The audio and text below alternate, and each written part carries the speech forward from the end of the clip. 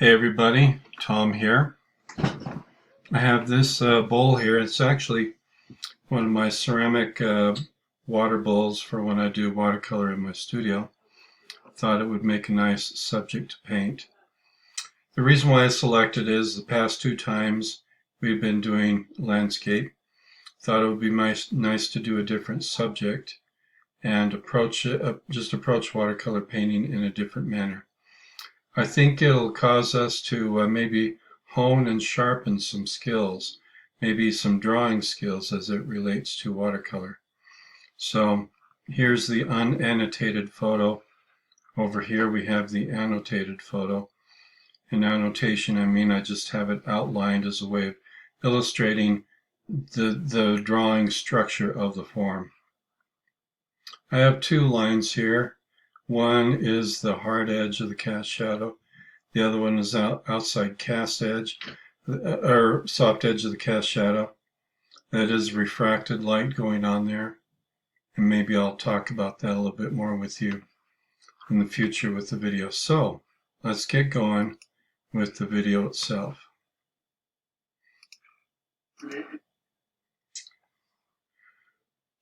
Okay, so there's the drawing. Now the outline graphite drawing that I put in.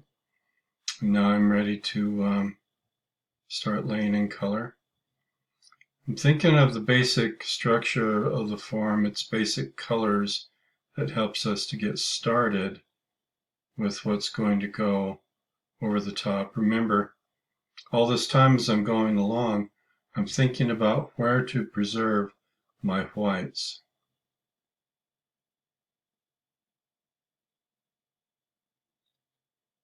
Or the reflected light that I want to paint. In the elements of light and shadow, on the light side of an object, there's the highlight and the halftone. On the shadow side of the object, you have things such as core shadow, reflected light, reflected cast shadow. You have the cast shadow itself. You have ambient light, and then you have the mirror image. In this case, there was no real mirror image, but we'll play with those other aspects of it and try to point that out as we go along, what those elements are.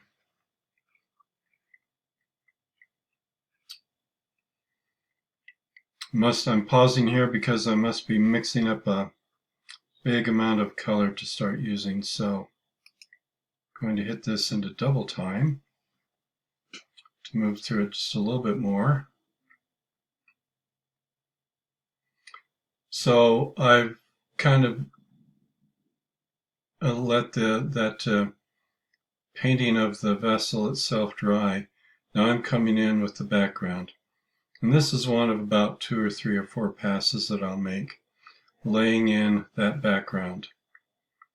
In the photo reference, there was no sense of a tabletop that it was sitting on, but I wanted to paint that in there because I like to give the subject a feeling of a sense of place instead of just floating in ambient white space.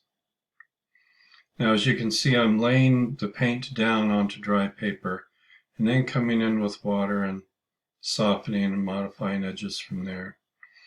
The kinds of incidentals in this case, such as this here and this here, I really don't care about.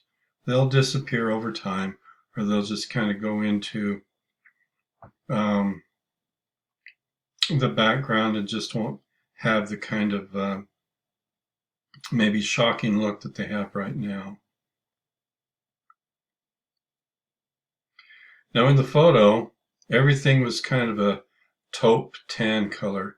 Well, here I'm making choices to change the color of things, in part because of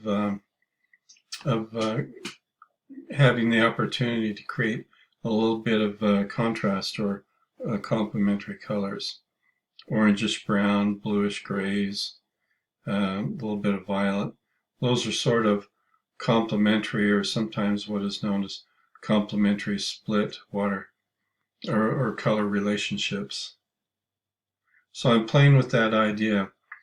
And because that vessel is brown as it is, or tan as it is, it tends to stand out against the other colors going around it because they're so unlike it that it seems to stand out the most itself. So whenever I pause like this, I always wonder what I'm going to do next.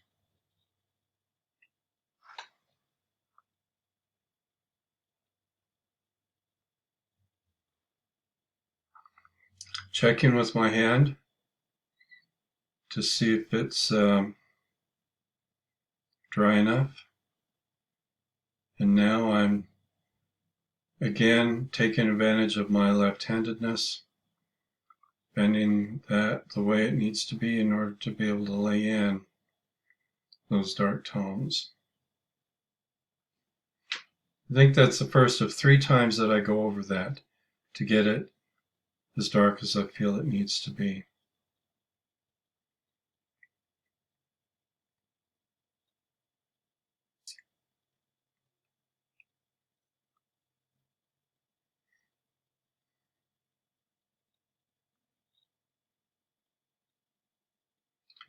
So I'm planning on a wet into wet. I'm wetting the edge between light and shadow, and then I'm coming in the shadowed side of that vessel, letting it touch into that area where I placed in just regular water, and letting that edge soften a little bit.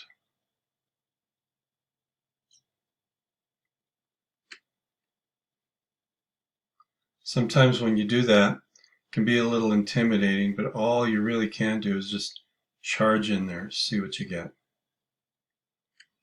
Now, as I'm drawing with this brush, I'm carefully following the contour of the form. I'm not just drawing a horizontal line straight across. I'm paying attention to the roundness of the object. And that's important when trying to get a sense of volume and mass. In drawing circles, we call this cross contour drawing.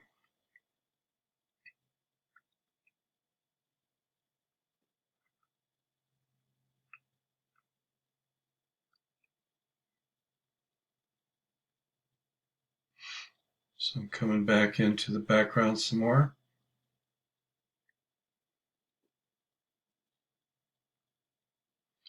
Sometimes the word I find myself using when I'm painting like this is carving.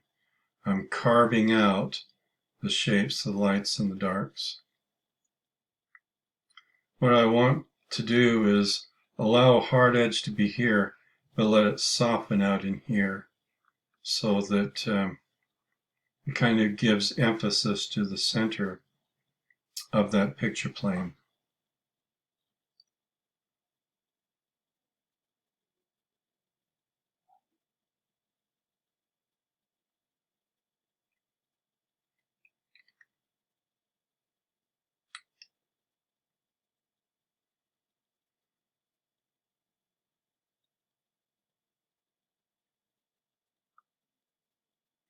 Splashing in a little water just to put some random bits of unexpected variation back there.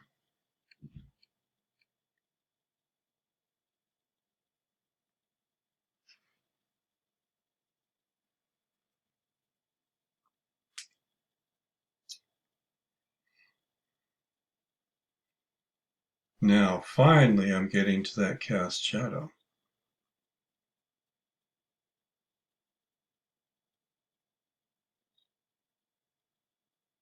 So, as I was painting there, I hit into that wet spot on the paper, and it could have bled out of control. I just calmly grabbed another brush and picked up a little extra paint on that edge so that it wouldn't blend, or it wouldn't cauliflower out there like I didn't want it to. Okay? So This cast shadow, what's happening here is, let me show you. We have this hard edge right along here, and the edge of the cast shadow softens out here. That's what happens to a lot of cast shadows, is that softening of that cast shadow occurs as it extends further away from its source. And that is the refracted light, the action of refracted light that takes place. So I painted in the shadowed side. Now I'm painting in, for the most part, what would be the core shadow, the darkest part of the shadowed side of this little vessel. So I painted in some cross contour lines, partially destroyed them, come in and paint some more. I'll partially destroy those. I'll just kind of keep working at it till it gets to where I want it to be.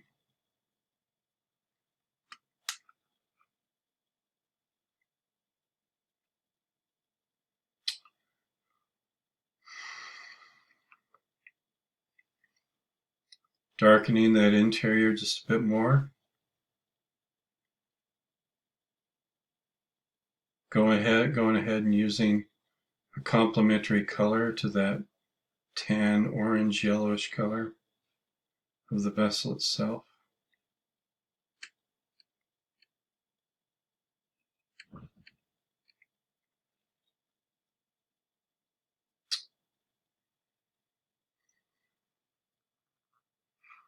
Okay, let's move on to the next segment.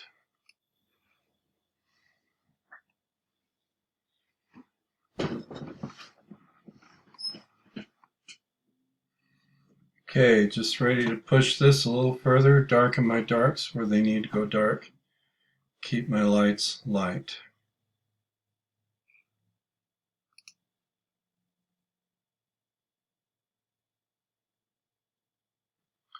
So bringing stronger color into it. I'm laying that color glaze. This is very much glazing, that's for sure. It's glazing over both the halftone and the shadowed area of my vessel. And I'm leaving the highlight. And later on you'll see a second highlight that I will get put in. And that highlight, what a highlight is, just basically what stands out the most, is the brightest, is the area where the light is reflecting back the strongest off the subject. So I'm taking advantage of, while I've got this whole surface wet, dropping in more darks, darkening those shadowed areas down, creating those soft edges that I want to have, those transition edges.